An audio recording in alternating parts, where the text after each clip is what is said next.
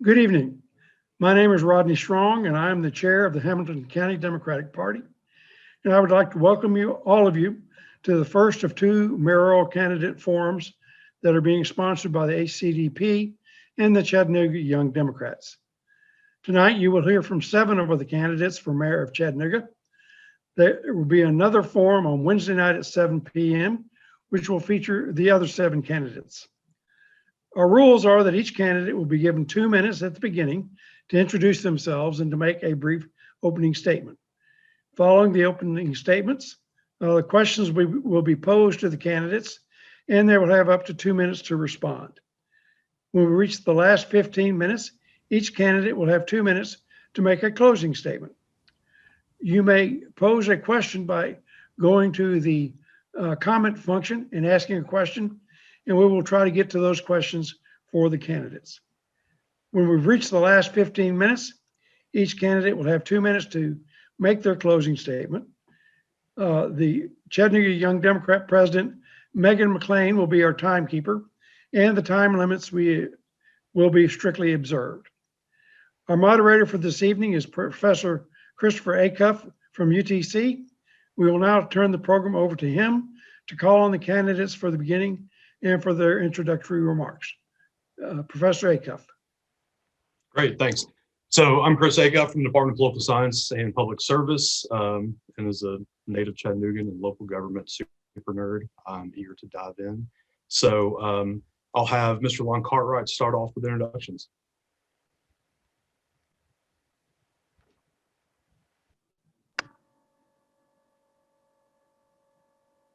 I'm Lon Cartwright. I was born and raised in Kalamazoo, Michigan. The first of 4 children to go to college and then later graduate. And I also got a master's degree in counseling. I've worked as a licensed psychological examiner here in Tennessee for a number of years. Was also on the crisis response team. I think I have the head and heart for the position of mayor. Doesn't get more stressful than being on the receiving telephone line with someone that's got a gun pointed to their head and wanting to kill themselves. So I've done that. I've handled suicide, homicide, and child abuse calls. And I've been a case manager. And I want to make great Chattanooga even greater by making it more equitable, bringing more justice to Chattanooga. I think that there's many changes that do need to be made, both with the physical infrastructure and the social infrastructure. And I think Black lives do matter. I think I've got the temperament for the position. And I'm an empath. That means that I feel the pain of other people. So not only do I have the intellectual capacity to do the job, but I've got the emotional IQ to tap in what people are feeling and how to help the people in the community. So I think I'd be a great mayor. Great, thank you. We'll go to Councilman Gilbert next. Thank you. I'm Councilman Gilbert. I was born and raised in the city of Chattanooga. I've been a councilor for 12 years. I have been in management for about 38 years.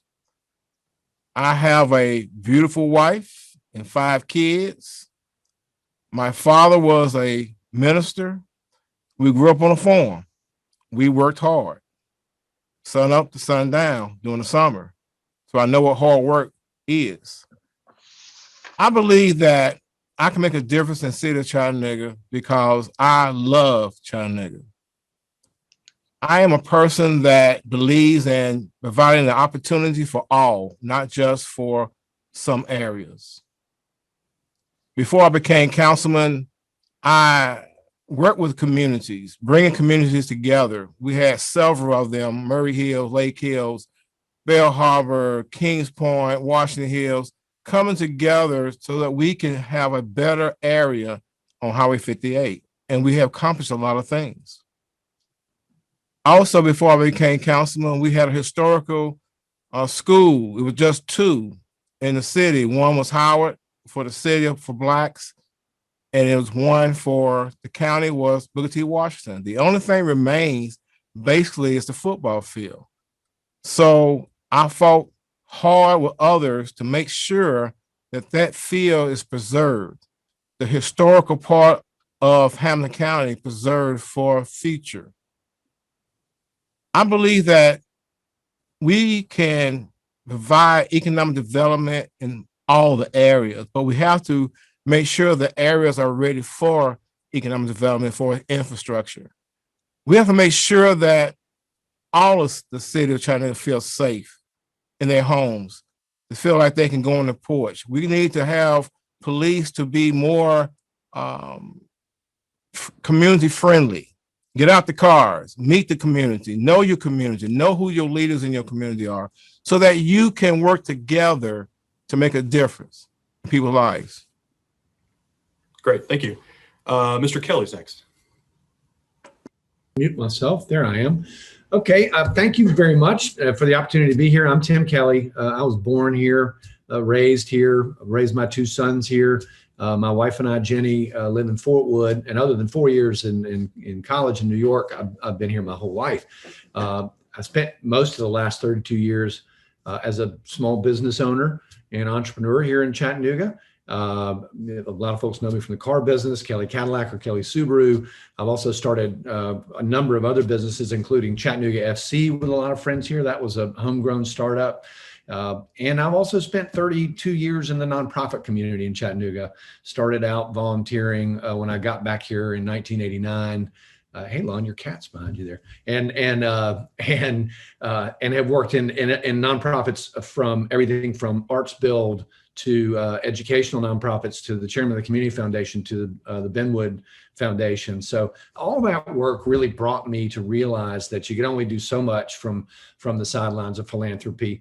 And the events of the last 4 years in particular led me to realize that, look, if you think you're a better leader, you owe it to your community to step up and throw your hat in the ring. And so that's what I did. Look, I think we need the right leadership to move Chattanooga forward. And, I'm afraid that if we don't get the right leadership, Chattanooga faces a pretty perilous future. My areas of focus really are great neighborhoods, education, and of course, recovering from COVID. Recovering from COVID is obviously a first priority. I'm a good crisis leader and manager. I've led my businesses through multiple recessions. My small business background gives me a great background in organizational management, so I can manage large and complex budgets. And look, I think that gives me a unique skill set to lead the city into the future. Great, thank you. Mr. Love is up next. Brian Love.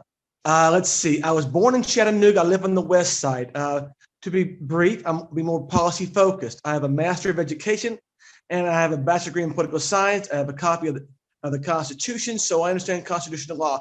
We don't need a business person to run the city. We need a working person. So my motto is essential workers unite. Okay. What we need to do is to unionize all lines of work.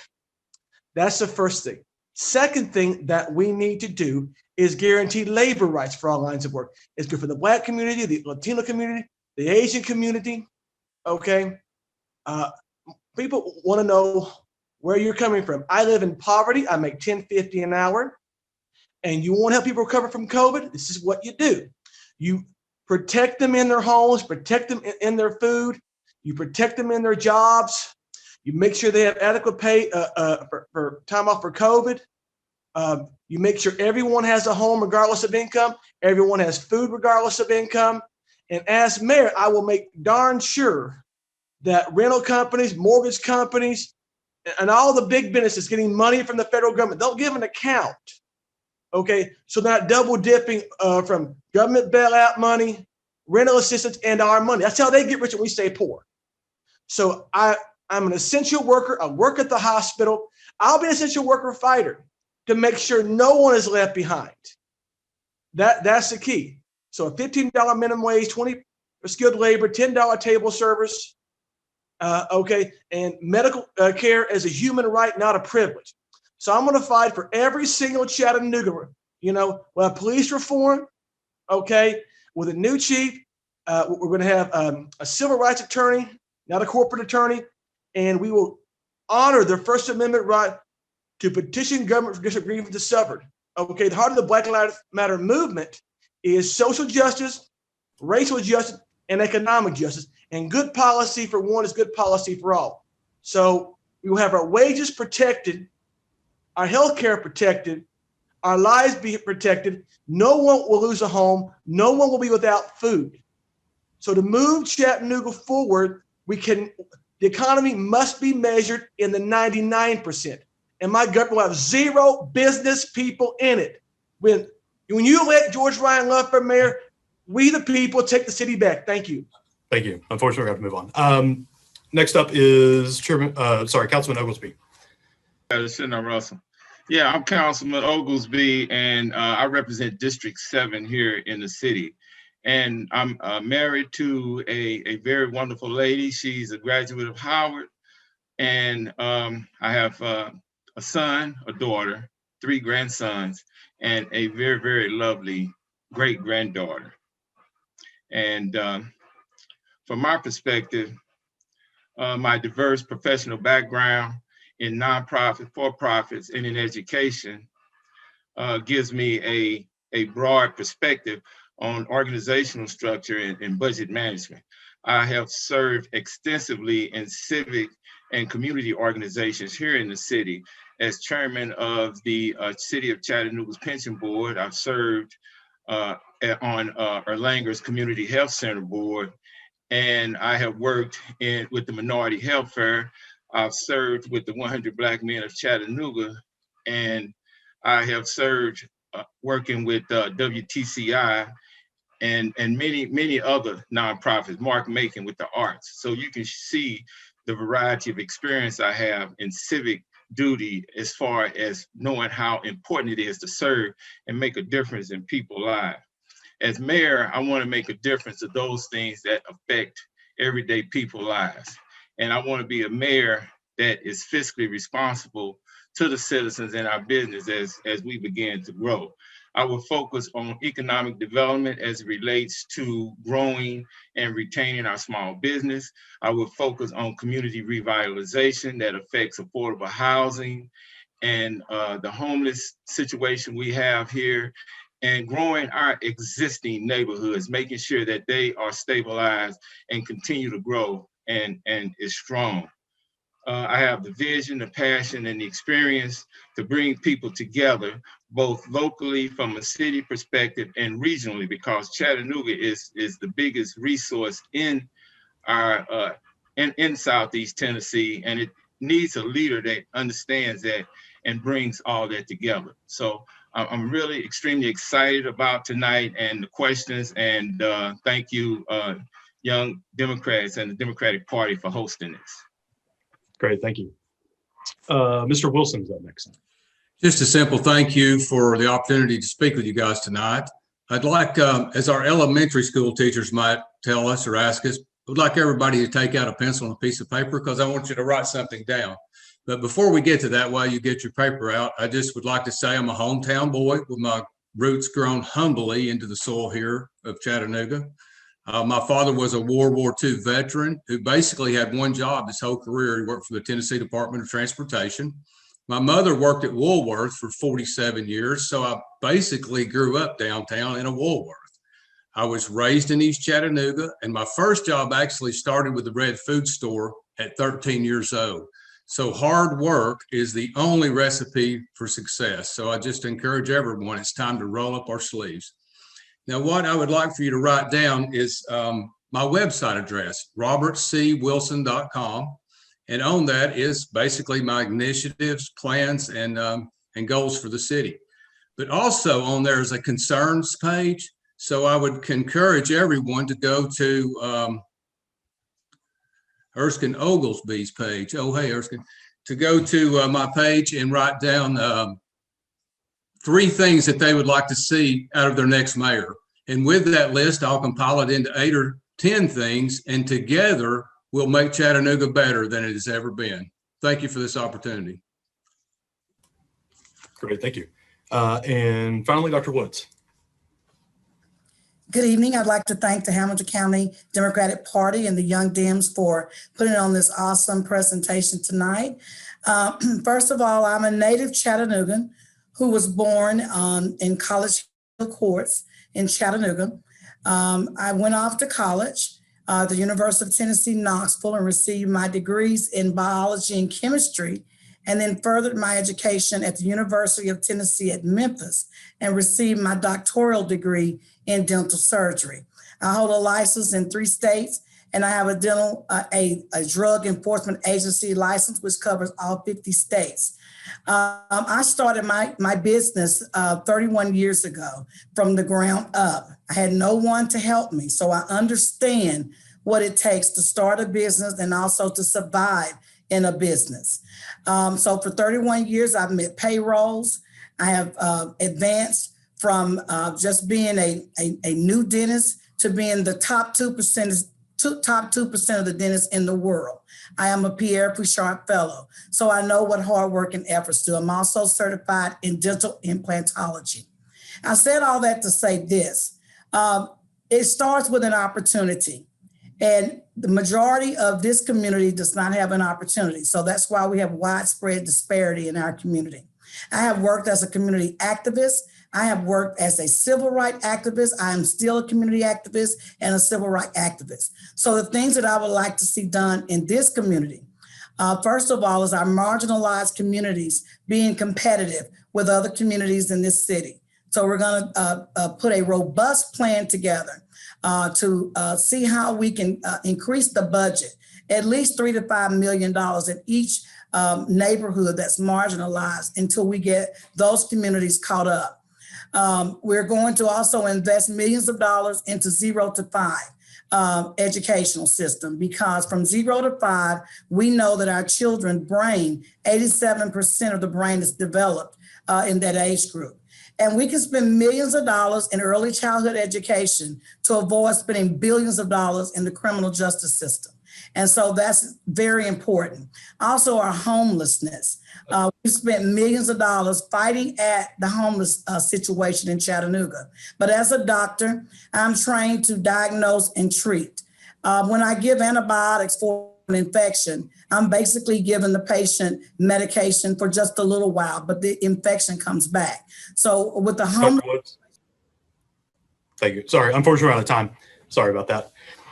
Okay, so we want to get to our questions, so we'll just dive right in. Several of these were submitted by Hamilton County Democratic Party members, and we're keeping a list of your questions as they come in on Facebook. So hopefully we have time to get to those as well. So one of the issues in our questions that I know is a top priority for a lot of folks in Chattanooga in terms of public safety is what steps would you plan on taking to reduce gun violence in the city? And do you have a plan for addressing violent crime from both a short-term and a long-term perspective? So following down our list, we will start with Councilman Gilbert on that question. Thank you, sir. First of all, we need to start with our own department first and make sure that policies are put in place that are good policies. Make sure that whoever breaks policy be accountable for that, and make sure they know about the policy itself. I feel that it will make community feel more better and safer if the police would actually build a relationship with the community. Get out the cars, meet the community people, meet the leaders, because they can help you police their own areas, because they see what's going on inside their community and they can relate that. But right now, they don't have that relationship, so they don't know if they can trust that person or not. So we have to build a relationship for one. Far as crime, we need to provide opportunity for our young people for as they are jobs, not just a job, but if you're not going to college, if you're not going to the military, you need to get a trade. And we need to have more trade in our city. And as your mayor, I'm gonna make sure that we bring that trade into our city itself.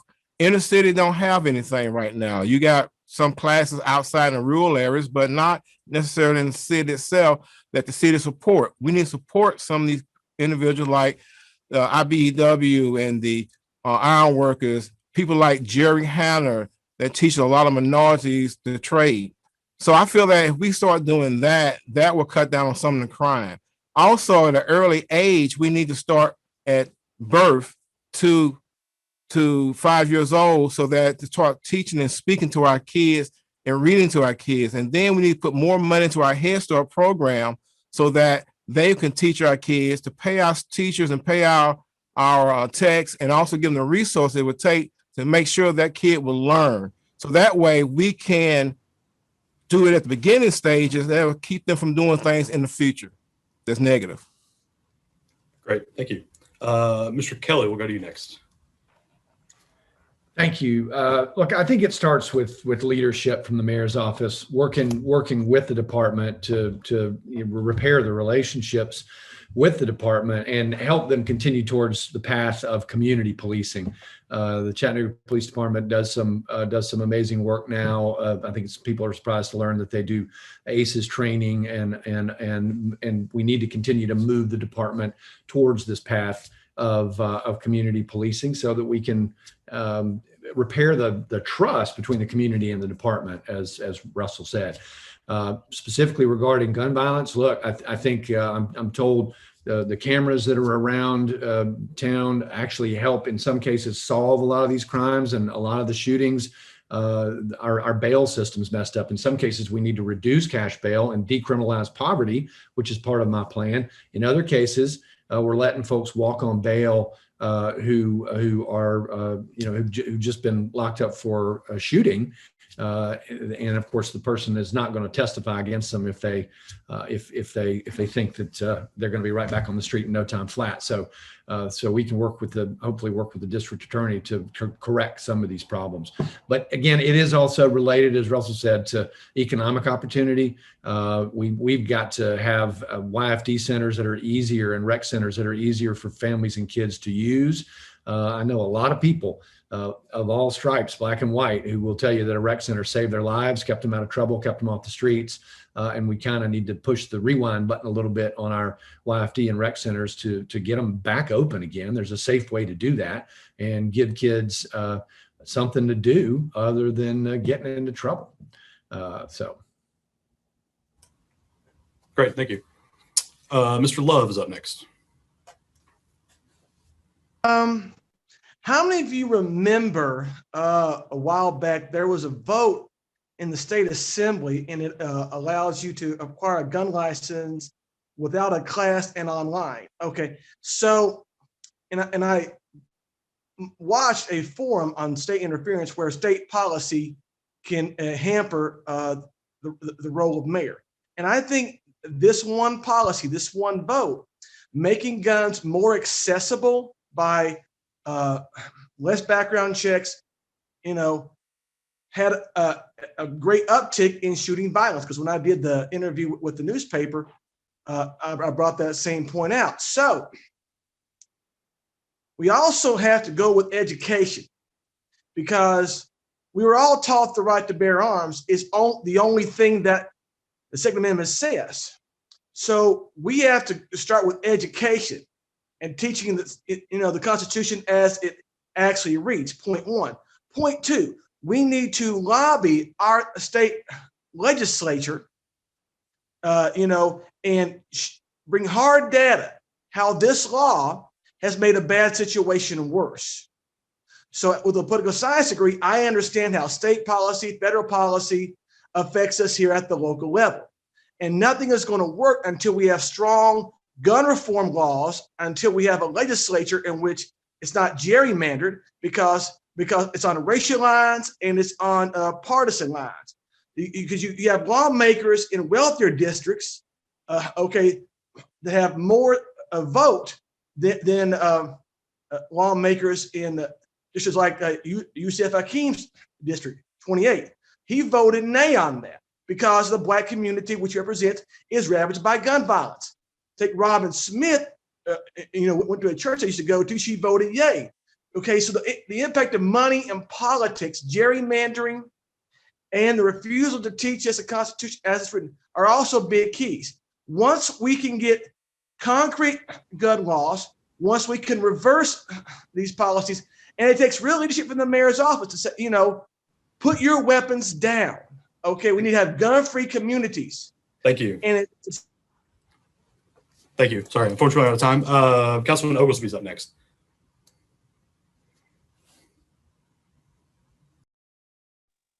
Yeah, thank you, Chris. I gotta agree totally with Russell and Tim on this. You know, it's all about relationships. And one of the things that I have been advocating for is community policing.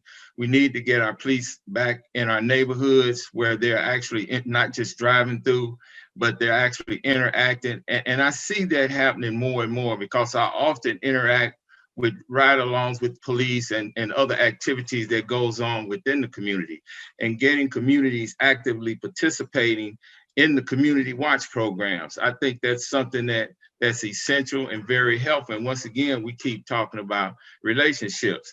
Strengthening the interaction between the police and what goes on in our community health centers is essential. Because there was a time when you used to have athletic leagues where the police and the communities interacted with each other, whether it's soccer or whatever. So it's all about that. The other thing we have to do is increase diversity in our police force. And I've gone to a number of minority recruitment sessions, and minorities are just not showing up. But what needs to happen is we got to make being a police officer an attractive career for people of color. And that means going into the schools and recruiting in our Black colleges about coming to our city and considering being a police officer, law enforcement as a career. But that's also going to entail us making sure that our pay is competitive so we're not losing our police to other areas. And the other thing is continued training about diversity and sensitivity and just what it means to be a police officer. So, you know, in addition to that relationship, more activities and interaction in our community health centers, and creating diversity by being creative on how we attract minority police to our area, whatever your ethnicity is. And, you know, getting that pay so we're competitive and we can attract those top tier people. Great, thank you. Mr. Wilson, we'll go to you.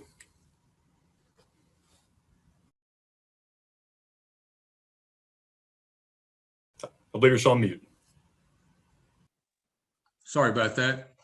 We both unmuted me at the same time. Is my image supposed to be on the page here? I'm looking at you, Mr. Acuff, Professor. I think you're up now. Yeah, you're good. All right. Thank you, sir. Appreciate that. I went to my grandson's graduation, 5th grade, the other day, and they had the keynote address, and he reminded me of something that we should all know. And that's no matter parents, grandparents, mothers, fathers, we all want the same things, no matter which side of town you call home. We want safe neighborhoods. We want access to good health care, access to good education for our kids, and healthy foods readily available. You'll find my administration, we will secure these neighborhoods with more training, more diversity, and an improved retention program within the police force. You will also find me more proactive with the police. The goal will be to work better with the officers and better with the community without violating their trust, and work to create trust within the community. Thank you. Great, thank you. And Dr. Woods. Hello, it's simple. People that have jobs don't shoot because they're at work.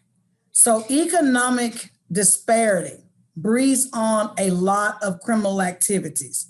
I am the only candidate that have owned a college for 20 years and moved people from poverty to prosperity. I have already written another program for the trade school and presented it not only to the mayor, rejected, and also to the Governor Lee, rejected. We have to have trade schools for these kids that don't go to college to give them an opportunity to thrive in our communities. The last time I checked, people are not shooting at police officers unless police officers are shooting at them. And so the violence is between one another in the community.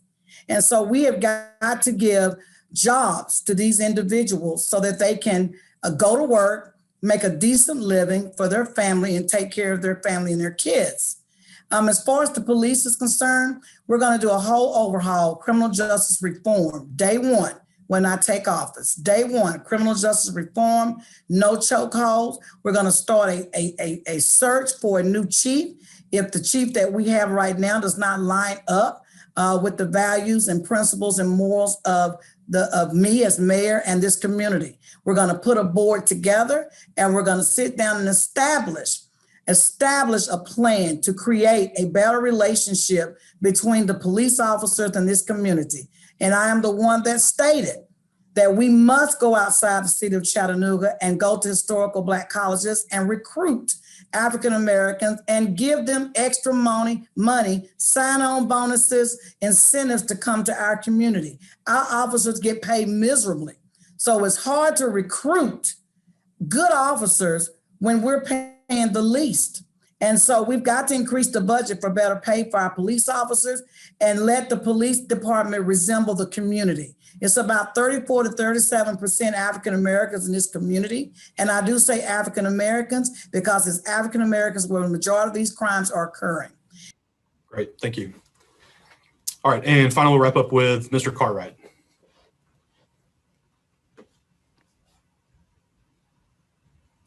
I believe you're still on mute. Thank you for the question and thank you for having me here.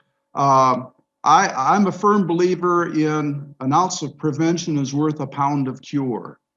The last time I checked the curriculum for the Hamilton County schools, there is not one course that's required for students, high school students, to take a violence prevention course. And I would, if I'm mayor, I would require high school students and middle school students to take a violence prevention course that would include anger management, conflict resolution, sensitivity training. That I think would go a long way in preventing a lot of the violence. Also, I would require the same course for our first responders, the police department, the fire department, EMTs, and anyone who has a history of violence. Also, as far as short-term and long-term goals for helping the crime situation, I would, first of all, I would consult the documents, those things that have been documented to have been done previously, and also those undocumented things that had been tried by the previous administration, talking with the outgoing mayor, talking with some councilmen, getting opinions of the experts. You know, you can, a person can have a job. A job is going to help some folks to stay away from violence and stay away from crime. But we have an evil element in our community. And no matter what you do, no matter what money you throw at them or give them, they are going to commit crime. They're antisocial people. Some of them are narcissists. Thank you. Unfortunately, out of time. All right, moving on to the next question. This one's related to equity. So can you tell us your working definition of equity and how that will help shape your approach as mayor when determining how best to provide services to and ensure outcomes for the residents of Chattanooga? And we'll start with Mr. Kelly on this one. Yes, I've done a ton of work on equity and thought a ton about equity and really lived it, particularly as in my role as chairman of the Community Foundation. There, I was fortunate enough to get to do some groundwater, Racial Equity Institute groundwater training, and was so moved by it that we felt it was important that everybody on the board take it. In fact, we made it board orientation required. And so, look, I think if you look at our policies, which are on our website at kellyforcha.com, they are all informed by through an equity lens.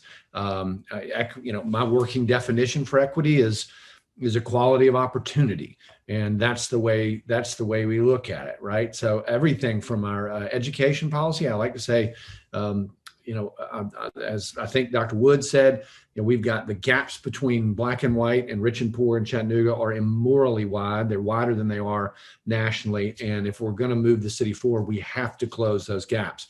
But economic inequity starts with educational inequity.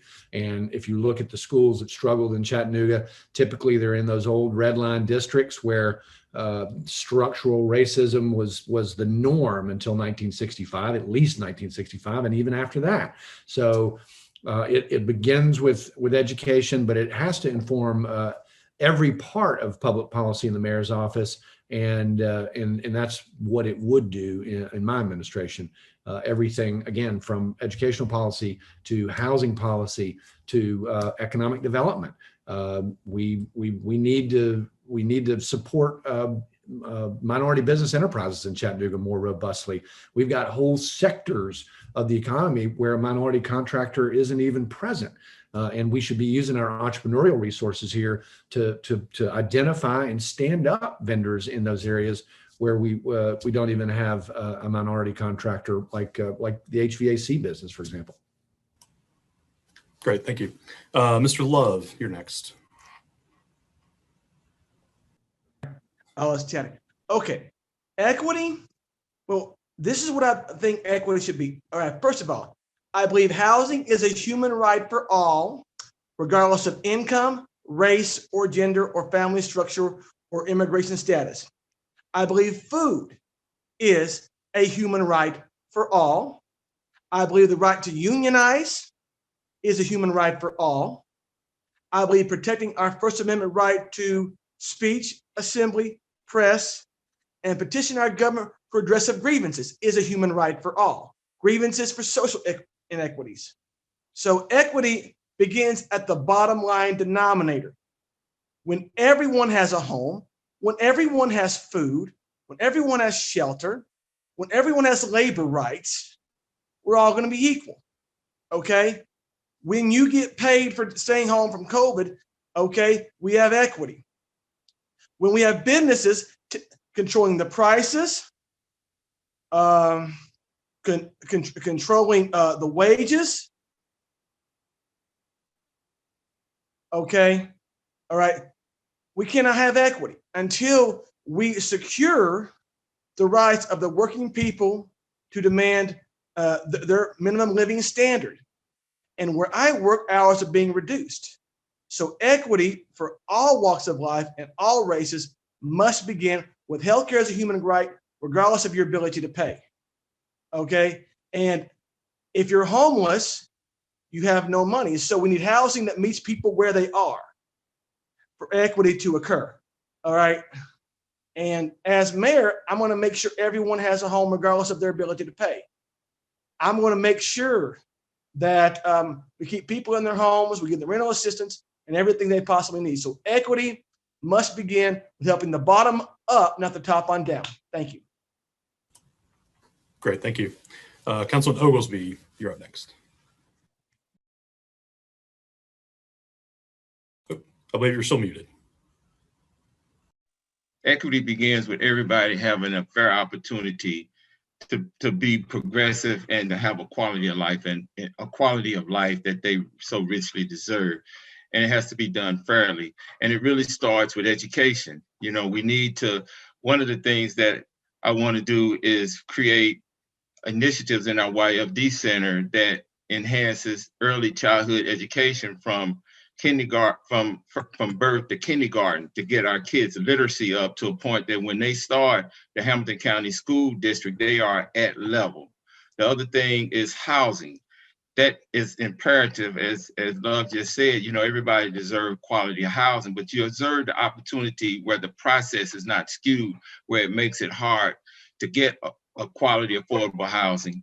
And that's one way of doing it, is we need to work with our financial institutions to make sure that they're operating equitably and giving fair opportunities, fair mortgage rates, and not being so to the point where credit is taken way far out of the ladder, where you can't afford, even if you have credit, you don't have a certain amount of credit.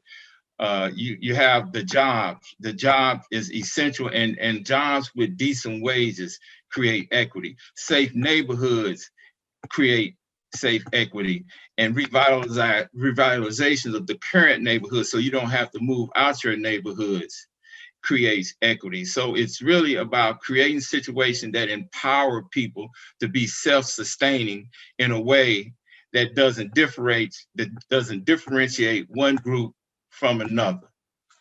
And that's where I view equity, but it really starts financially and having the equal opportunity to get those things you need without any holdbacks. Great, thank you. Mr. Wilson.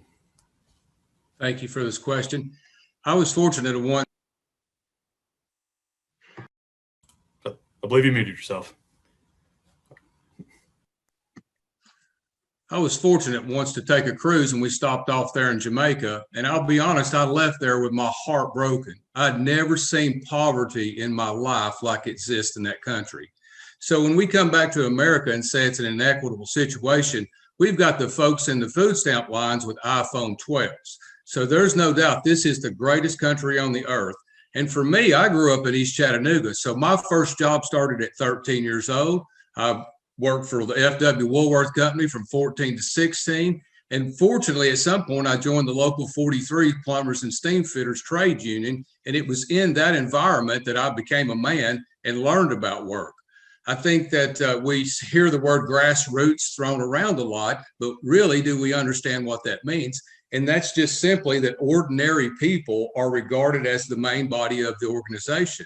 And I think you'll find me bringing that grassroots approach because I am the common man. I think people in general are sick and tired of seeing government either catering to the rich or catering to the poor. So we talk about spending lots of money that we don't actually have. And we've got an equitable situation already in place, but you got to roll up your sleeves and go to work. Outside of that, there is no opportunities for you to grow. And I think we've lost in a way, definitely with the millennial group, throwing that term around not too loosely, but working to accumulate wealth. And for the 99% of us, that's the only way out. Thank you for this question. Thank you. And Dr. Woods is next. As an African-American female growing up in poverty, I've had to deal with what I call white privileged folk. And I've had to deal with systemic racism. And I've had to deal with a lot of hypocritical things throughout my career. And I've never had to take a class to learn about equity or inequity because I lived that. So for me, equity is making it possible for every person to have a way up and out of their poverty. I am a product of affirmative action. I was given an opportunity. And in Chattanooga, too many folk do not have opportunity. And understanding that, I started my school to help women move from welfare to work for over 20 years. So to say you just got to roll up your sleeves and go to work, I'm sorry, it's offensive to me because I know that many opportunities do not exist for those like myself without someone giving us a hand up. I am a former welfare mother. I have been on welfare, and I understand that the system is needed to help young mothers like me. And so corporate welfare is just as bad. That's a grant money. That's grant money that we don't have to pay back. And so if the corporate world can get us a corporate welfare, then young women trying to feed their children can get corporate welfare. So I'm very sensitive about this because I've had to move my way from poverty to prosperity and fight those kind of remarks. So I'm going to make sure that things are equitable because if you come from a situation like I've come from, you need a little extra. You need a little extra because if trying to reach the apple on a tree that's 10 feet up in the air and you're only 2 feet tall, you need a ladder to have the same capability or the same chance to get that apple as that person that's 10 feet tall. So that is my answer to that question. I look forward to bringing equity and justice to this community as your next mayor. Great, thank you. And Mr. Cartwright.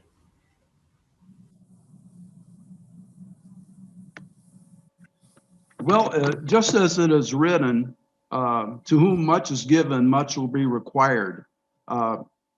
We shouldn't expect a poor person to pay the same amount in fees and fines as we would a rich person.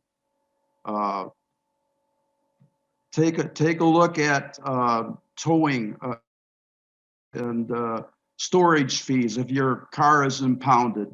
Many poor people end up losing their cars because they can't afford to pay that very huge storage fee and the release fee and other fees that they have to pay to get their vehicle out of impound.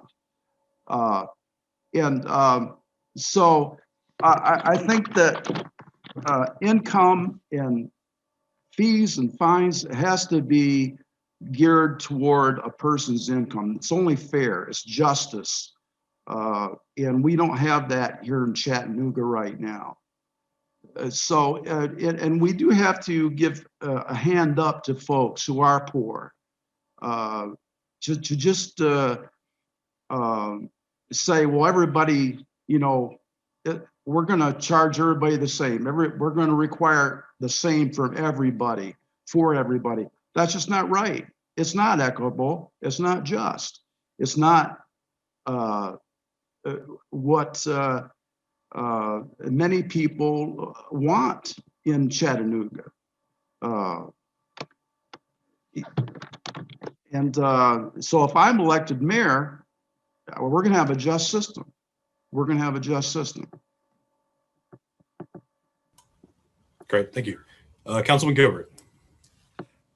Thank you, sir. First of all, we need everybody to have a seat at the table. I fought very hard to put the disparity study into place in the city of Chattanooga because we knew it was disparity, but we had to prove it. And we did. So now we have opportunity to help minorities to do business with the city of Chattanooga. For an example, if some of the companies that we work with, we was paying like 90 days out. In other words, they didn't receive their money until 90 days. We're trying to make it where they can receive their money in 30 days. And the reason that makes a difference is because a lot of small companies cannot afford to go 90 days. They pay their subs every week. So if they have to go 90 days for them to receive their check, then they can actually go under. So we need to make sure that we take care of the key people that are small companies. Also, we need to take care of our own. We need to make sure that we pay our people good minimum wage, good people minimum wage of $15 an hour starting out. And then look at them to make sure they have that continualization as years to go. We need to look at housing, making sure that people own their own home, not necessarily nothing wrong with apartments, but you keep putting money in apartments from 30 years, that's all you're gonna have is 30 years of what money went away. But if you put the money into a home, then you're able to have equity. You be able to start buying things. You have opportunity to give something to your children, pass on to your children as you pass. So I think that if we do things like this, that will make a difference in people's lives. Also, we got to make sure, going back to education, teaching our kids at an early age, keep them out of poverty later on. But we got to get them educated first. Thank you. All right, moving on to the next question. So I'll throw a nerd curveball in there. So I'm a data guy. I think one great asset for the mayor, the council, and citizens of Chattanooga has been the city's embrace of and investment in open data and its initiatives in recent years. So one, what is your commitments to maintaining transparency in the form of open data made available by the city? And secondly, how do you anticipate using data in your administration to make decisions about programs and services for Chattanoogans? First up, we will go to Mr. Love. In my education background, I learned about being a effective practitioner, and part of my platform is community input and budgeting. So I also believe in the principle of democracy. So one of my colleagues, Mr. Dahl, spoke about the fraud, waste, and abuse, okay, because of lack of transparency and corruption. So I wholeheartedly will make sure all data is available to the public. However, I also know how data can be skewed if we don't know the methodology behind it. Okay, so I want to know how this data was gathered. I'd want to know, is it reliable or is it valid? Those are two terms that I learned in my master's program in education. So, because data can be very misleading. So I want to know all the information about how the data was gathered to make sure it's accurate and repeatable and verifiable. Second, I want to make sure all the information is laid bare for the public. Third, I want no business input, but all community input in budgeting, because the money belongs to the people, okay?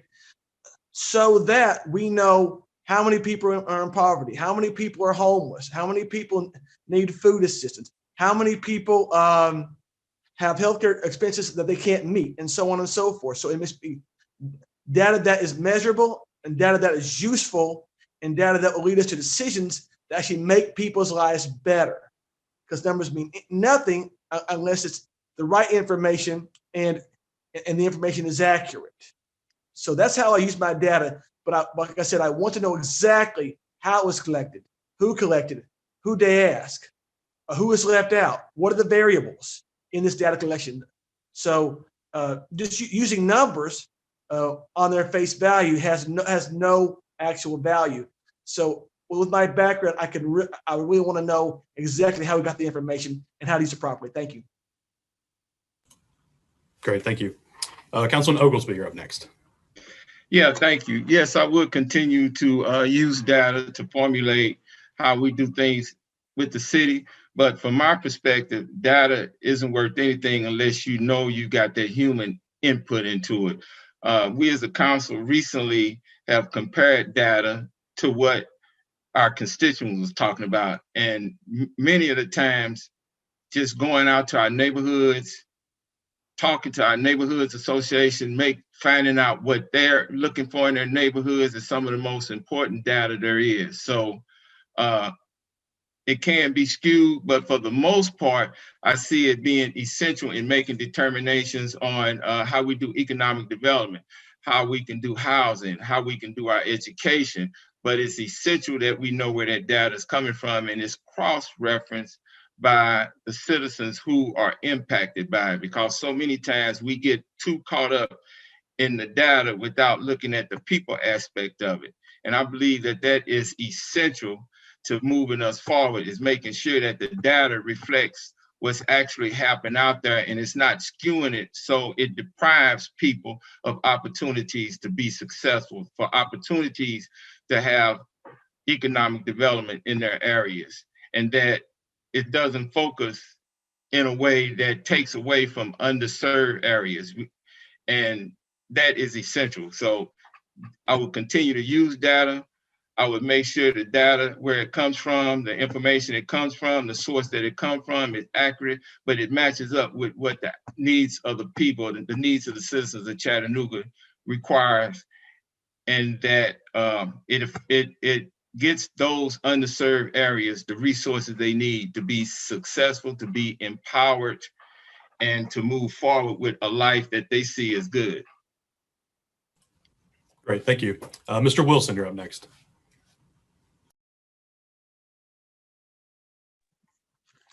I'm going to use Tom Brady as an example here. In my career, we were taught that you have to do the things that others fail to do to be successful. So you're talking about a guy who drinks his 100 ounces of water a day, he gets his 10 hours of sleep a day, and on and on and on. So that's what I was trained, and what I actually trained other people. Do the things that others fail to do, and you'll be successful. I also want to say that any privilege I enjoy, I worked for it all. I started at a very young age. I grew up in East Chattanooga. My dad was 54 years old when I was born, and he was a functioning alcoholic. So no disrespect, we had a roof over our heads, but I had to get out and dig to make my way in the world. So I worked for any privilege that I enjoy. There's an old saying, and I thought it was so cruel when I first heard it, but as I've gone through life, I've realized it's true. Poor people have poor ways. So you really have to focus on doing the things that others fail to do if you want to be successful. Now, addressing the open data question, you'll find that I'm a numbers guy. Some of the feedback I've got is some of my writings haven't been perfect, but I'm not an English major, but I was always really good with numbers. I worked for a Fortune 200 company, and we represented an international brand. So we say that we operated with a microscope in each ear. So I'm totally used to having somebody looking over my shoulder every single second and every function I'm involved with. And I guess I thought it was law that the government had to operate in the sunshine. So you can count on my administration to be more transparent than possibly has been going on. I'm learning here. Thank you. Great, thank you. Dr. Woods, you're up next. Again, poor people, middle-class people, and rich folk make bad decisions. So we're not going to put bad decisions just on poor people. I was poor, okay? So I didn't make bad decisions. Look at where I am now. So let's not go there. I love data. I'm a data person. I think that if data is used correctly and it's not skewed, because I've done many reports, many articles, and I know how data can be skewed to make the outcome be what the individual wants the outcome to be. I did a lot of research in medicine, and part of my job was to test medication and drugs before they hit the market. So I had to kill animals, rats mainly, in the laboratory, and take droplets of different medications and test them to see how fast it denatured enzymes in that particular animal. Now, data can be skewed to make the outcome be what it is. I understand that. So as long as data is being used the correct way and that we have a trusting source from where that data is coming from, I am 100% behind it because we need it. One of the problems with the Arts Center is that some of those reports were not reliable and did not match up with what we saw in the city of Chattanooga. So we have to make sure that we're honest when we're doing reports and when we're collecting data, and that we're not skewing the data. Great, thank you. Mr. Cartwright.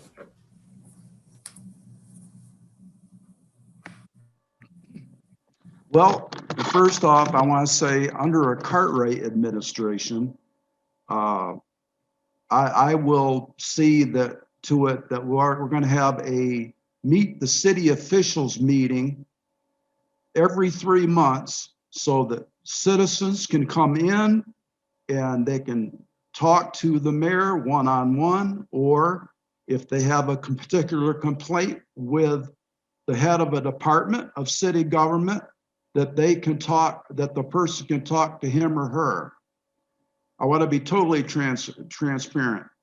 And I've seen this happen in South Bend, Indiana, and it proved to be very good for that city.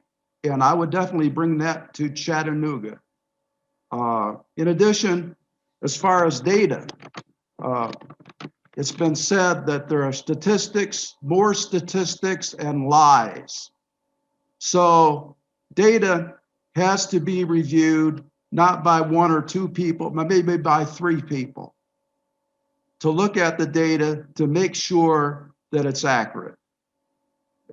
We got to make sure that the numbers add up because it's very important. We don't want certain sections of the city to go without funding that need funding. We can't have that. So we have to have our mean, our median, and our mode to be right, and because it's very important that the money goes to places where the money needs to go. So, and I would officiate over that to make sure that that happened. I've had courses in statistics, So I'm nothing new to statistics. I'm not new to data. And I would do right by the city of Chattanooga. Thank you. Councilman Gilbert. Thank you, sir. Data is good to have, but you got to check behind the data because a lot of people can put numbers together and make them look good, but in reality, that's not what it is. We need to make sure that we look at contracts to make sure that contract is followed to the T. Our constituents depend on the city, the mayor, to make sure that they spend their money wisely. So we have to look at contracts and make sure that if we get one, they do it correctly. If I remember in city council where one person said, well, we're going to put new dumpsters in. Well, day one, after they got the contract, new dumpsters did not show up. And I made a point to say, hey, you said new dumpsters, then we need to have new dumpsters. And I'm the type of person is that if a person that give us a contract does not follow through with the data they give us and the data is not correct, then we don't need to deal with that person anymore. They need to be on the bad list because we don't need to have the same people doing the same thing and giving the same type of quality that's not quality. The data needs to meet the quality of work to make sure that we're getting bang for our buck. I feel that my staff will look behind the information they receive and make sure it's accountability, not at the end of the year, but we need to do this quarterly to make sure that what they say they're going to do, they're going to do. When we have these pilots, make sure that they follow what the guidelines to that pilot. And if they're not following, hey, taxes coming back to the city because we got to make sure that our taxpayer money is safe. Thank you. And finally, Mr. Kelly. I'm considering this one a softball because I love data. The quote for Mr. Cartwright's benefit is it's actually a Mark Twain quote. And we talked about there are three types of lies, damn lies, and statistics. And I would agree that it's sort of the data can be used and distorted in any way that a political body sees fit. And I'll get back to that in a minute. But I will say, the city's current open source model is wonderful. It's a great foundation to move forward from. I've looked into it myself. I will say the data is not in very usable format, which again, I'm the watchwords in my administration would be accountability and transparency. I don't have future political motives, so I'm not trying to hide something that may maybe look bad. I'm a big believer that the truth will set you free. And that starts with open data. I'm sure that was the idea behind it to begin with, but it needs to be organized and accessible so that the public can pull it down and analyze it just as we can internally. I went back to graduate school late in life. I fell in love with Microsoft Excel. I guess that makes me a nerd because I'm just amazed that this tool, in the form of Google Sheets is free and the stuff you can do with it is just mind blowing. So I am completely data driven. I drive by the data. I would supplement that data with a community input survey such as Kansas City does. They've got a fantastic program. And that way you're not just steering public policy by the three loudest voices in the room, but rather a good comprehensive look at everything. And then finally, I would sort of think that Chattanooga needs to follow the Boston Indicators Project. We need a nonpartisan board like the Ox Center to act as the sort of the high priest of this data and take care of it from administration to administration so that we have a clear set of data to steer public policy by over the course of time so that we can address long-term issues in a consistent way. Great, thank you. All right, so we've gotten a couple questions on a number of issues related to policies, including things like gun control and minimum wage. So I'll kind of put these under an umbrella question that I would lump under intergovernmental relations. So local governments are often preempted by the state when it comes to a number of policies, including things like gun control, minimum wage, grant eligibility. So that being said, how do you envision your relationship in working with state officials? And how do you believe you can effectively advocate for local control when it comes to issues important to Chattanoogans? So first up, we'll go with Councilman Oglesby.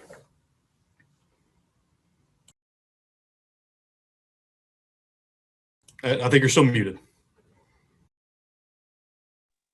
Yeah, I think it is essential that we have a relationship with particularly our local delegations who represent our area to make sure that those things that are affected, that the state quote unquote controls, give due consideration to what's happening here in Chattanooga. And it is essential that from the standpoint that I would personally as mayor be in Nashville often myself to make sure that they understand that the importance of what Chattanoogas are asking for. So could you give me like the second part of that? Yeah. I'm sorry. Yeah, basically it was how can you best advocate for local control with those officials in your relationships? Mm-hmm. Yeah, just it's just what I said, just maintain constant conversation, letting them know that this is what the people's looking for. We talked a few minutes ago about, gun control. And then there's several issues that we deal with on city council that can handcuff us from doing the things that we need to do to make our citizens, give the citizens the services and the quality of the experience that they need. So I would just constantly work with our state delegation here in Chattanooga, as well as the different administrators on the state level, to let them know that these are things that we feel that is important to the citizens of Chattanooga, and that we need to do due consideration for those requests, because they are elected just like the mayor and the city council is. So it'll just be maintaining a non-adversarial relationship and making sure that they understand that these are what the citizens of Chattanooga need to be successful. And the state has an obligation to at least give us due consideration in those matters. Thank you. Mr. Wilson. Thank you for the question. I think what I would go back to say is, number one, to remind myself that I'm running for the Chattanooga mayor's job. In that position, as I'd asked earlier, I would ask that you go to my website and go to the concerns page. And I really want to hear from everyone of what their concerns are and what needs to be done. So I'm been a unifier in my career, and my goal will be to bring everything together and everybody together, and we'll move forward to get as much done as possible within the time that the mayor has to get that done.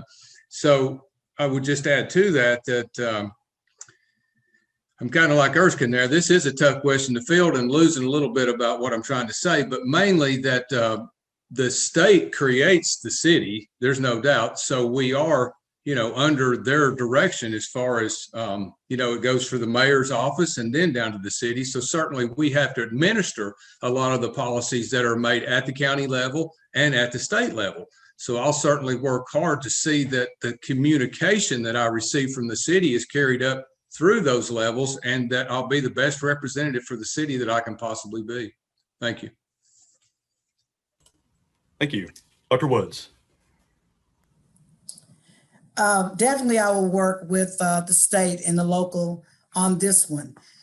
There's a law in Kennesaw, Georgia, that every head of the household must own a firearm within the city limits. I believe in the right to bear arms.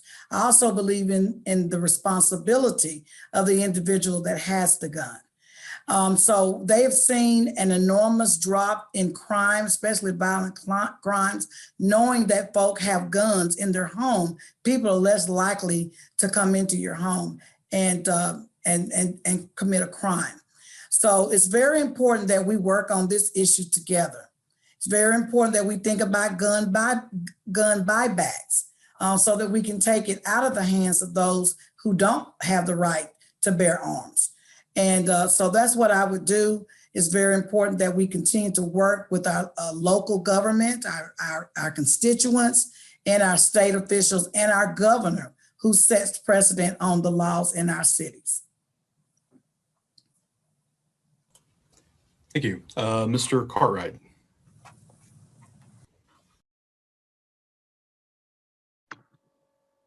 Yes.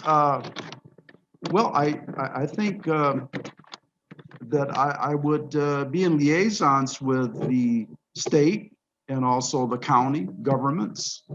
And I would maybe even delegate someone to help out in that regard during those times when I'm on other official business, so that I would always know what the state is doing, and that they would always know what I'm doing and what our city is doing.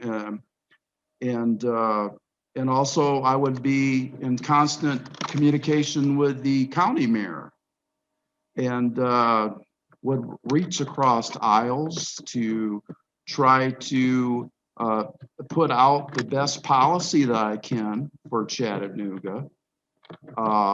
And as far as firearms, I don't think it's guns that kill people. I think people kill people.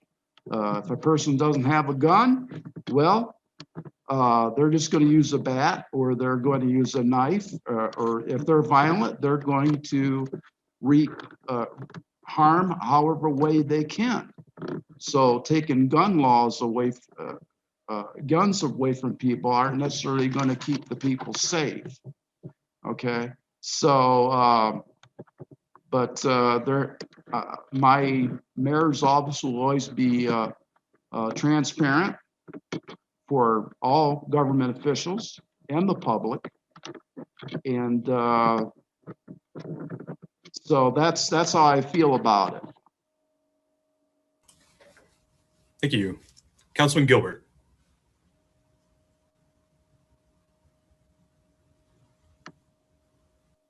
Currently, I have a relationship with representatives and some senators. At the end of the day, I think most people want to do the right thing, but how we get there is the question. We got to have a win-win situation when we start negotiating what's good for my city. I need to tell them that this is will help these many people, and bring them data, like we just said a few minutes ago, to show them that this is the great idea, and it's better to do it this way than the other way.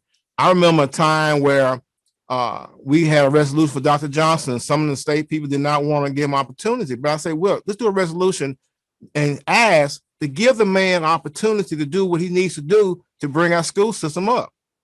And finally they did. They gave him an opportunity, and he's doing a great job. This is working together to make our community better. It's not about who has a title here and who has a title there. It's about what can we do as together to make this city and make this state and make this world a better place to live. For as gun laws, I believe in opportunity carrying guns, the Second Amendment, but I don't believe in the military style guns that people are doing all these killings.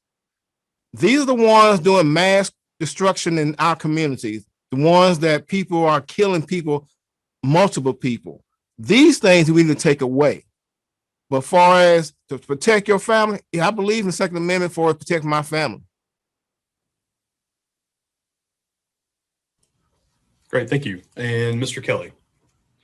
Well, if I'm not mistaken, this question is really more about state preemption, and I'm going to answer in that regard. I think I'm on base there. So, look, Chattanooga has a home rule charter, and Tennessee is a very, very diverse state. There's the reason there's 3 stars in the flag. A little piece of trivia for the audience out there: the northeastern tip of Tennessee is actually closer to the Canadian border than it is to Memphis. So, the idea that Nashville should try to control the cities inside the state by preempting what local control is preposterous and ridiculous and objectionable. And I would have the city legal department and work with our delegation in Nashville to try to turn some of this stuff over. Look, it affects our ability to, we can't, if we chose to legalize marijuana, we can't do it ourselves. We can't ensure that city contractors practice non-discrimination. We don't have labor can't have collective bargaining rights. We can't control the way we respond to COVID-19.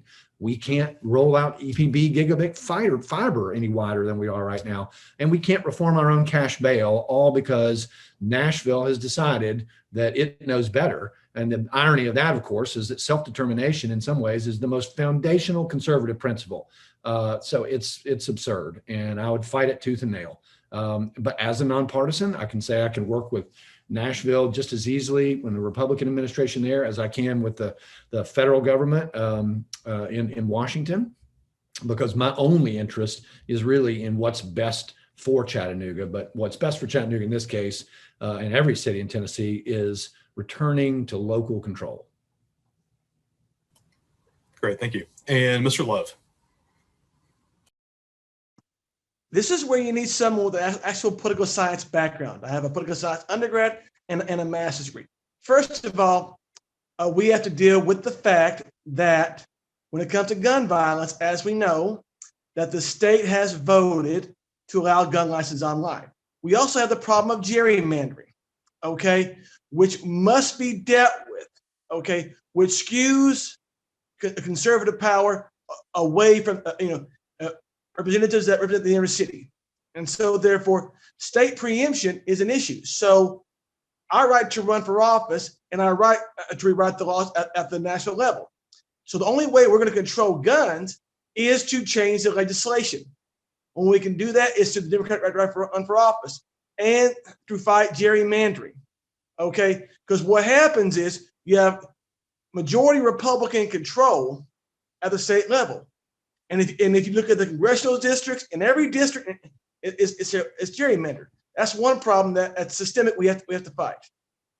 Two, when it comes to shootings, we have to teach the Constitution exactly how it's written. I have a pocket copy, okay?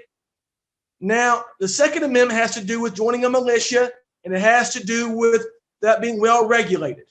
We must have lawmakers actually know what the Constitution actually says. The Fourth Amendment has to do with private property rights. We can't take your private property away once you bought it lawfully, okay? So I have a good understanding of the United States Constitution, what you can and cannot do, okay? But Mr. Kelly does have a point because of national policies. So the solution is 1, to end gerrymandering, 2, run for office, and 3, all the mayors have to come together to lobby our state for gun laws that actually protect the people and not the interest. Thank you so much. Great, thank you. Okay, moving on to the next question. So we've gotten a few people who chimed in on things related to transportation, mobility, and parking. So could you speak about maybe your comprehensive plans for transportation and transportation options in the city, including things like multimodal transit, walkability, bikeability, potentially expanding CARTA's-free service, and or potentially reducing parking costs downtown? So starting with Mr. Wilson on that one. We've been working with a team to address the parking situation downtown, and we've been analyzing some other cities and things that they've done successfully. And part of that is is parking permits, so that the residents downtown have a premium spots in the afternoon, but during the days the city is open for parking. I think that the bike lanes are totally confusing, and I'm not sure who all gets angry with that, but just recently I had a builder downtown with a $5 million approved line of credit. I'm a real estate broker, so we're looking at projects that he could want to do. But by the time we navigated a parking spot and got approached by a homeless person, and we went for Starbucks, brought some coffee back, I'd had a ticket there for parking. We get back in the car and he's like, man, I don't think I want to move down here. So he moved on with his project somewhere else. So there's definitely some things got to be done about parking and about those bike lanes. It's just a confusing mess down there. And then I actually reached out to the director of CARTA, and she was very forthcoming. We spent an hour together, and really, in a way, I think, as a mayor, you want to leave a legacy. So you're looking for something big to do. I researched quite a few of our previous mayors and know in 1950, the mayor came up and said, hey, we're going to spend $100 million on infrastructure in 1950. And then he went to do it. So the things that we have in place today, some of the tunnels and bridges are from that time and that administration. But also there was money spent about studying a railroad system for Chattanooga. So that led me to the director of CARTA. And she says that the buses are out there. There's routes everywhere, but it is really underutilized. So I think, I'm beginning my career in politics here. So I would have to sit down with all those involved and find out why are they not using the services that are already available. Thank you. Thank you. Dr. Woods. I'm an environmentalist, and one of the major goals when I'm elected as mayor will be to convert all of our buses, first of all, to electric vehicles. VW is going to be noted, or is going to be noted, is already noted, as going to be the biggest car producer of electric vehicles. So my goal is to work with VW to make sure that we convert all of our buses. We're going to reduce our carbon footprint in the city, and it's going to be more affordable. And also the Carter bus system should be free, especially to our tourists. We should have the trolley trains available.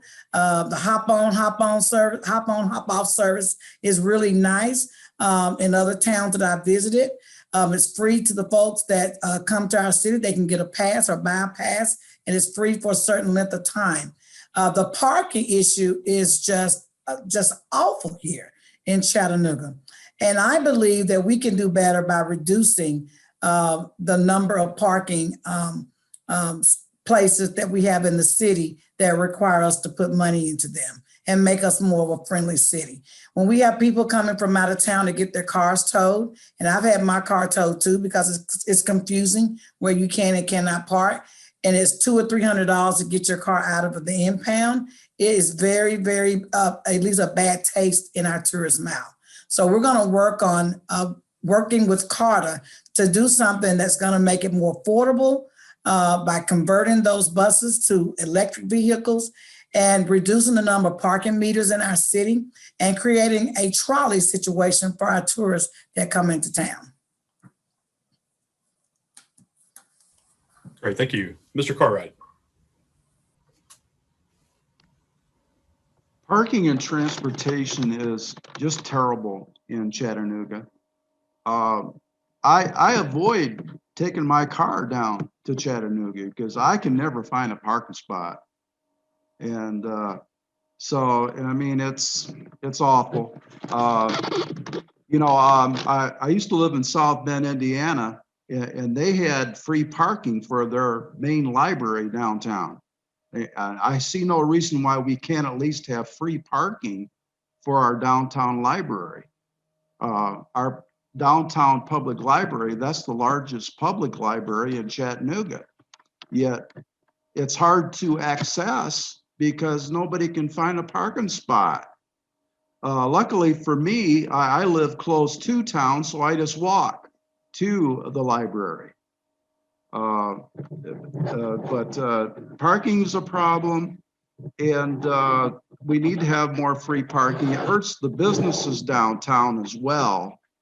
There have been times I wanted to access some of the businesses downtown, but I don't do it because I can't find a parking spot. And transportation, the CARTA bus system needs to be overhauled to some extent.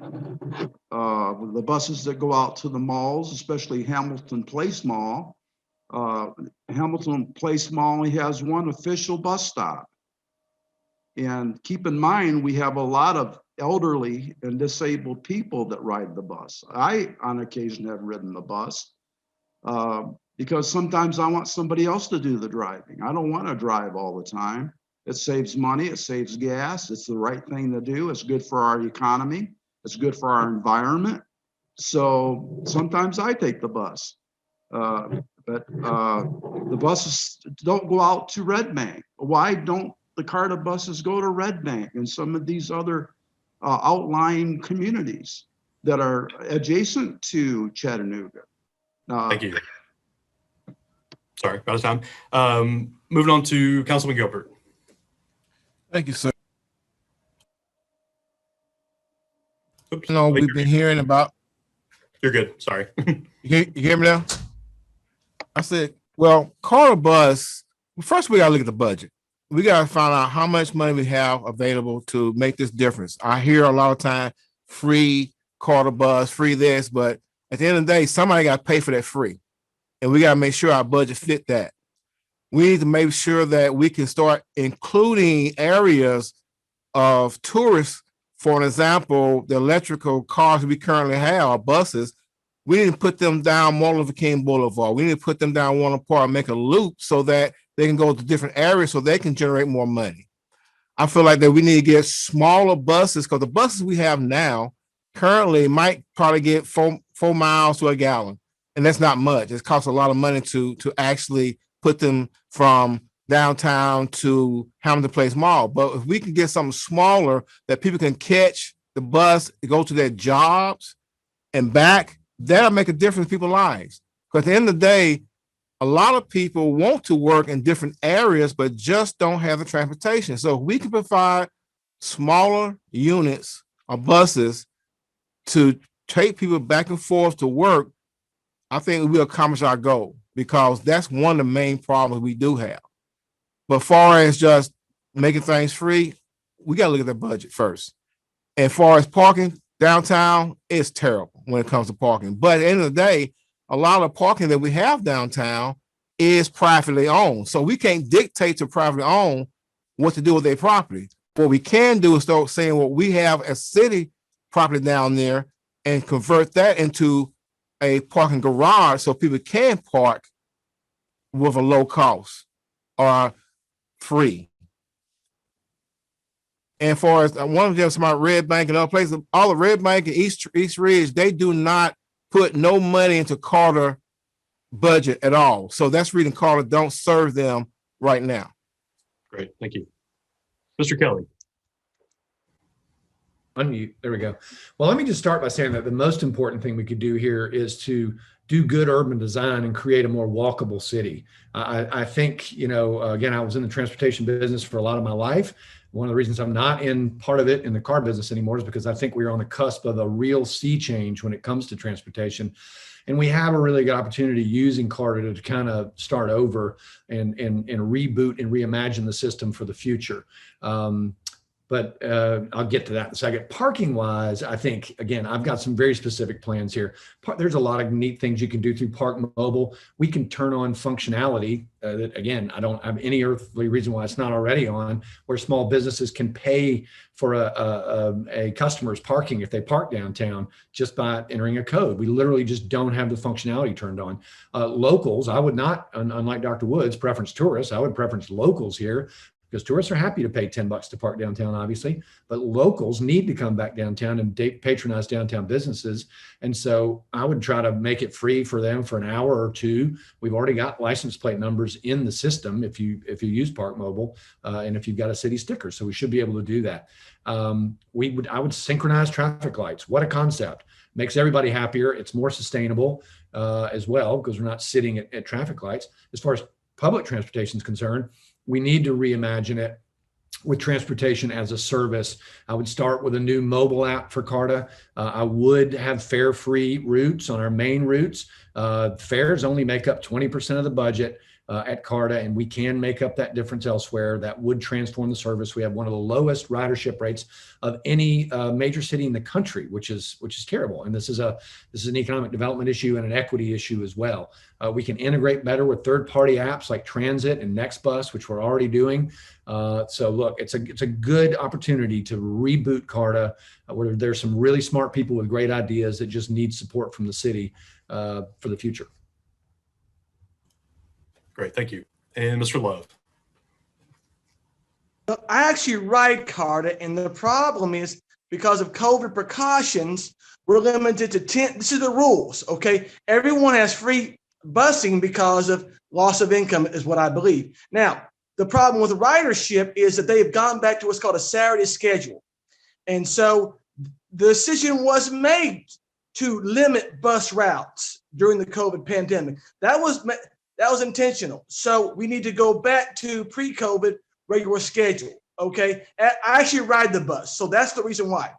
Also, City of Chattanooga, City of East Ridge have their own city governments. So Mr. Governor's right, they don't put money in it, but since they have their own city charter, Carter cannot send a bus there without their city okaying that. I mean, that's just the way it goes. All right. So, but parking, this is my idea. I want to put up a Carter bus up. I talked to the driver. So I want to put up a Carter bus up with free parking. Okay. That run by Carter. One of the drivers says somewhere near Family Stadium. So I want a Carter bus up with free parking. If it belongs to the city, it'll solve that problem. Okay. It's a city lot, free to the employees, put a cafe down there. But so also the good thing about Carter is though, I want to expand the routes that they run later. Now, with other communities, they don't want to put any money up. You know why? Because not everyone has the resources Chattanooga does. Okay, Red Bank, Harriman, Signal Mountain, they don't have the resources that we do. So we need federal transportation money to supplement what they can't pay. That's what I believe is the problem there, because they don't have our budget to pay for busing. Okay, because they're a small community though. So that's one thing to bring busing out that way. Okay, and then we do need a rail system if it ought to be Carter.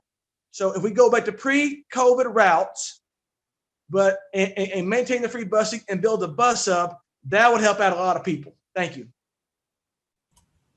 Great, thank you. And Councilman Oglesby. Yes, I've heard some really, really great ideas about this, and I believe we're at a point where if we collectively get together and consolidate many of those things, we would probably sound the answer, and I'm saying that sincerely. I do believe that Carter and talking to the executive director, we're going to move towards more efficient busing as funding become available through the federal government in helping us create a sustainable green environment. Parking downtown, I believe there should be certain periods of time during the day where it is free to allow people who want to come downtown and eat and enjoy themselves an opportunity to do so without fear of being told. And how we handle parking downtown moving forward is going to be critical post pandemic, because we've lost a lot of businesses downtown, a lot of small business, a lot of eateries, and it's going to be up to us to do the things we need to do to get those people back downtown and without fear of being told or having to pay excessive parking fees. And one of the things that I know that happens downtown with parking is those private parking spaces that I believe Councilman Gilbert mentioned, where during certain periods of time, during certain events, the prices are astronomical. And even though they're private, there needs to create some sort of partnership between the private and the public sector to make sure that we're coordinating certain fees that are in the best interest of our city that can grow it economically. I love the idea of having a trolley system that hits main streets in some of our other areas in our city. And I believe that is critical. And then the other thing is access to the underserved, the disabled, to make sure that they have access to public transportation to get around the city. And Carter has been doing a phenomenal job with their Carter Caravan. Great, thank you. Awesome. So we've heard some great stuff. Unfortunately, we're getting a little bit short on time, so I'm going to give one last question, and we'll do it at 1 minute, if we keep it to 1 minute on this last one. And then we'll move on to everyone's closing statements to give enough time. So we'll hop in the DeLorean real quick. It's 2025. You're wrapping up your first term as mayor. What is the one thing you look back on as your single greatest accomplishment? And this round, we'll start with Dr. Woods. I want to look at this city and say we are no longer two cities apart. I want to look at this city and say, yes, we have taken care of marginalized communities, and now this community looks like one community and not two. Great, thank you. Mr. Cartwright.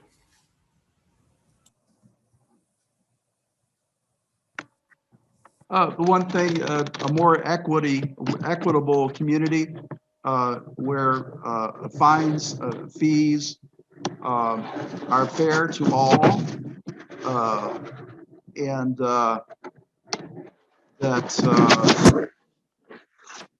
there's no injustice in Chattanooga. Great, thank you. Mr. Gilbert. First of all, take care of my employees, make sure they are competitive for as bringing in the money, make sure they get paid what they should be getting paid. I think that we improve our Head Start program for our kids. I feel that we need to be more accountability behind the money. In other words, make sure that we spend money wisely and make sure that we have infrastructure and we have housing that improve more housing for people that could not afford houses. Thank you. And Mr. Kelly. Oh, gosh. Sorry about that. Look, I'm passionate about rebuilding the middle class and rebuilding of the Black middle class in particular in Chattanooga. So I would want to look at all the ways we've been able to create wealth for disadvantaged and low income Chattanoogans. I think it starts with converting renters to owners. It starts with home ownership. It starts with supporting minority business ownership. So again, I've been asked this question before, and I'm not into, physical monuments or anything of that nature. I would like to look back and see that we've closed that gap between rich and poor and Black and white in Chattanooga in 2025. Great, thank you. Mr. Love. I want a city where all labor is unionized. I want a city where everyone has a home, food, healthcare, and shelter. I want a city where police are accountable to the public and that the mayor takes direct interest in public safety and the police accountability. I want to see a city where we have a 21st century infrastructure where Black, Brown, Latino, and all immigrants respect each other's language and culture and contribution, where everyone makes a fair and decent wage, where we are gun violence free, and everyone has the right to determine their future, and no one's left behind, and every woman has paid maternity leave. Thank you. Councilman Oglesby.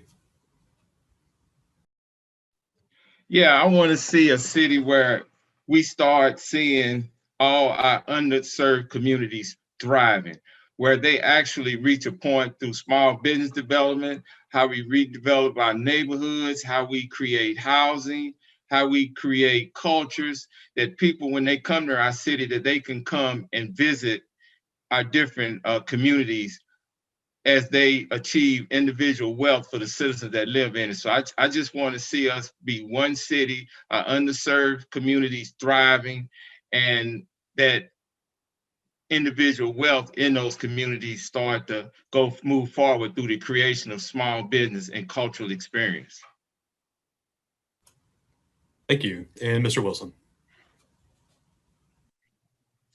Because the jobs of the future are the jobs that build the future, my team will create a joint partnership with local building trades representatives and other educators throughout the city to create a jobs training facility. This program will be connected to academic requirements and aimed at high school juniors and seniors with the goal of providing them with marketable skills after graduation. Thank you. Great, thank you. Well, hopefully that sets up a good segue for everybody's closing statements. So conveniently, we'll start back at the top. Everybody will have 2 minutes. You can give us your closing statements and your final sales pitch before early voting starts. So we'll start back up with Mr. Cartwright. I'm asking for your votes. Vote Cartwright for justice. I can be reached at https:// LonCartwright.card.com. My phone number is 423-400-2714, and my email address is lonpiano@hotmail.com. And if you vote for me, I might even play piano for you. Great, thank you. Councilman Gilbert. Thank you, sir. Vote for me to be your next mayor. I have a proven track record already as councilman. What I say I'm going to do, I'm going to do. I'm not going to give you pipe dreams, but I'm going to make sure that the city is ran the best way, efficiently, cost effective. I'm going to make sure that people come to the table that has not been at the table and provide people the resources they need to have a better life. I am that mayor that's going to make a difference in Chattanooga. We'll be that light on that hill that all other states will call and all the cities will call and see what we're doing to bring people together, to make sure that our police force is doing the right thing and make sure that there's a community and police working together as a whole. I feel that working together makes a difference, a win-win situation. I feel that we improve our education when it comes to city. We own the Head Start program. We didn't improve that. We don't own kindergarten. We do not own the school system. We just give money to them as a constituent. But at the end of the day, we do have control over Head Start, and we do have control over Baby University, and we do have control over providing our workers a livable wage so that they can be more happier, so they can do more for our city themselves. I thank you for inviting me. I appreciate it. But at the end of the day, I'm that person going to make a difference in this city. And I'm that person going to watch every penny that's spent. Thank you. Thank you. Mr. Kelly. Thank you.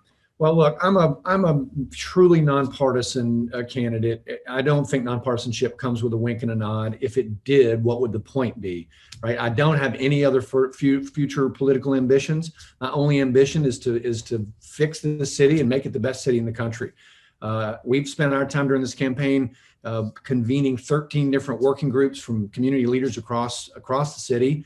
And all of that is on the website at kellyforcha.com. So we've got a huge corpus of specific policy there, including a 100-day plan. So we're ready to hit the ground running on day one. We want to build the best neighborhoods anywhere in the country. Great cities are composed of great neighborhoods, and we've had too much focus on downtown.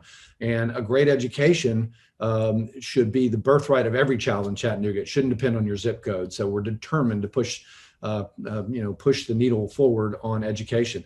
And I think I'm the best candidate to execute on all this. I've got great crisis management and small business experience, and I'm ready to lead the city forward. Thank you. Mr. Love.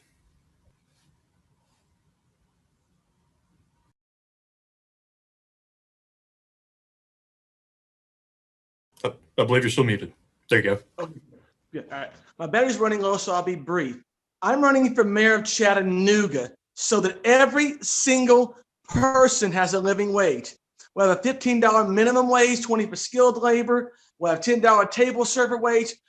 We're going to protect our salaried workers from overwork. We're going to guarantee medical, dental, vision, life, and disability for all people. We'll have true accountability for the police. I will be a policy-focused mayor.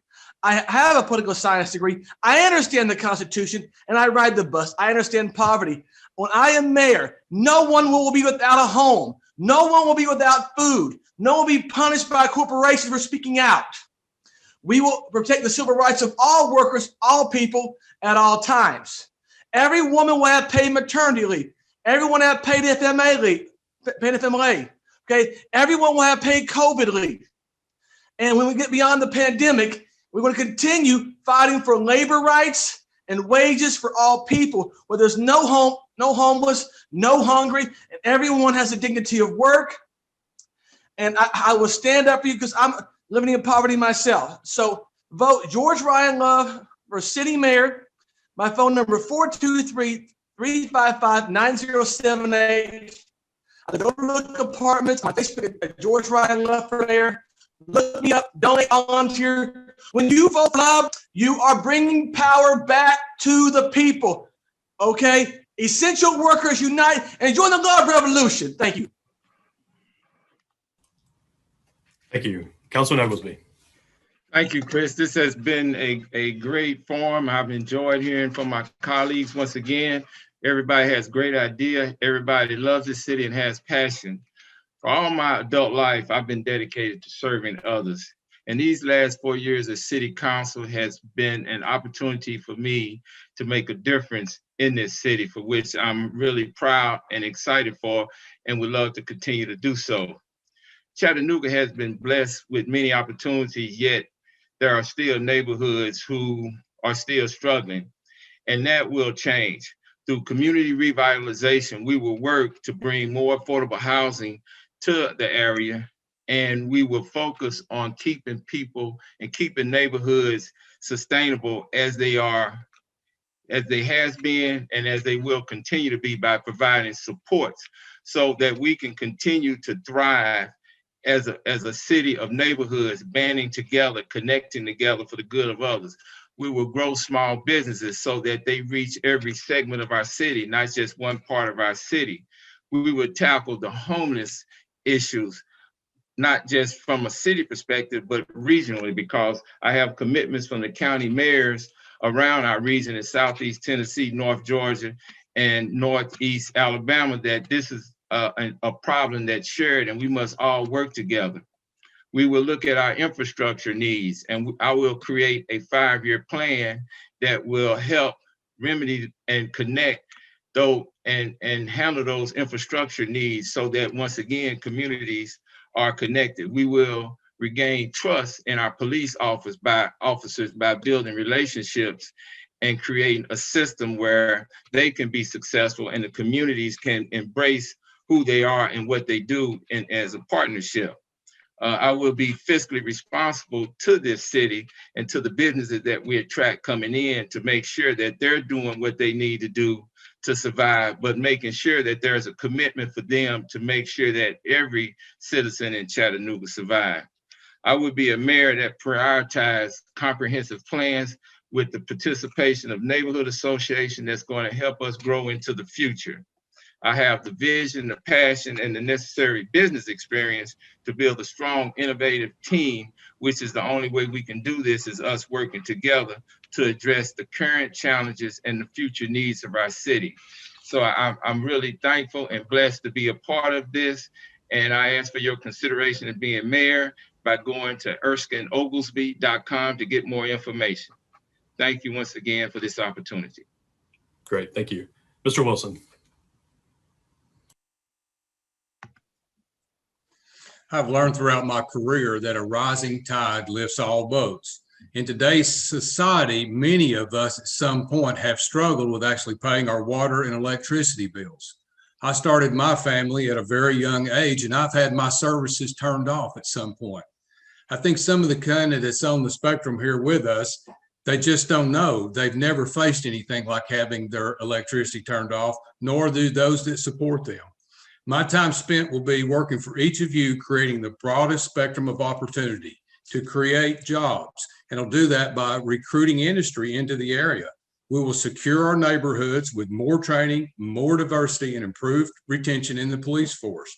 We will unite the 3,000 city employees around common goals, working to reduce waste and improve efficiency. I will work with the team to create the vocational training center so that we actually have marketable skills, high-paying jobs, or after school. And then we will work to showcase our attributes all over the world. We will address the homeless encampments and cut the fat, fix the potholes, and focus on improved efficiency throughout the organization of the city. And we'll do that by providing training to all departments. Chattanooga, elect me as your 74th mayor. Thank you for the opportunity to talk to you. Great, thank you. And Dr. Woods. Good evening, everyone. I would like for you to vote for me because I am the first African-American female that is qualified to be your mayor. I'm not talking about what my opponents are talking about, which is doing something they've never done before. The things that my opponents are saying they're going to do, I have already done. I have already educated you through my own school.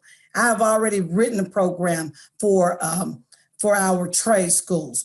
I have fed you. I have kept you from losing your homes. I have turned your power back on, your water back on. I have worked across the aisle with affluent people, middle-class people. I am a woman. I am a mother. I am a grandmother. I am a citizen in the United States that loves everyone. I am the most diverse candidate that understands everyone, no matter what walks of life you come from. So I'm asking you to vote for me because I not only have the business sense, I have worked 31 years to have a successful business. I know what it takes to go through hard times. My practice has survived the COVID period, so I know what to do during a pandemic and a crisis. I know how to survive when things are bad. I know how to get back on top because I started from the bottom. So if you have a person who knows what it takes to get to the top and started with nothing, no one giving you anything. I wasn't born with a silver spoon in my mouth. That's the person that you need, a person that loves everyone, no matter where you are. I've never sold you out in this community, unlike some of my opponents. I've never sold you out. I have walked with you. I have prayed with you. I have protested with you. I've done everything I can. I have fed the hungry. I have taken care of those that needed help with dental care, over $800,000 through my Dental Angel Fund Foundation. I've not worked on most of the prestigious boards because I created my own board. I have 2 foundations. I have a nonprofit organization that I'm over. And so if you elect me, not only do you elect a person that looks like you, that walks like you, that talks like you, you would elect a person that will be with you every step of the way. No matter where you come from, no matter what walks of life you've come from, you will have a qualified African-American female who will fight for you. Women, I have you. Men, I have you. It's not just women for Woods, it's men for Woods. I want all of you to vote for me because I will make a difference in this city, and Chattanooga will be the progressive city with everyone united together because I know how to unite and not divide. Thank you so much. Thank you. Awesome. I really appreciate everyone's time and all the candidates for the thoughtful answers, everyone for tuning in. I will relinquish the chair and turn it back over to the actual chair. One who has been a part of this evening. Thank you, Professor Acuff, for your excellent job as our moderator. Thank you to all the candidates for taking the time. And I want to say a personal word of thank you for putting yourself out there. I ran for office years ago. I know the commitment that it takes from you to do that. And regardless of the outcome of the election, this city is lucky to have all of you available and willing to lead. And we look forward to, if it doesn't work out for you this time, maybe next time, because we can use all the talents that you have to make this city a better place. Thank you to all those of you who have viewed with us this evening. You provided some great questions, and it's been a chance for you to see these candidates. And a reminder that we will finish this forum on Wednesday night when we hear from Monty Brule, Christopher Dahl, D'Angelo Davis, Wade Hinton, Christopher Long, Andrew McLaren, and Kim White for the conclusion of our mayoral candidate forum. So thank you. Thank you for being with us, and good night and good luck.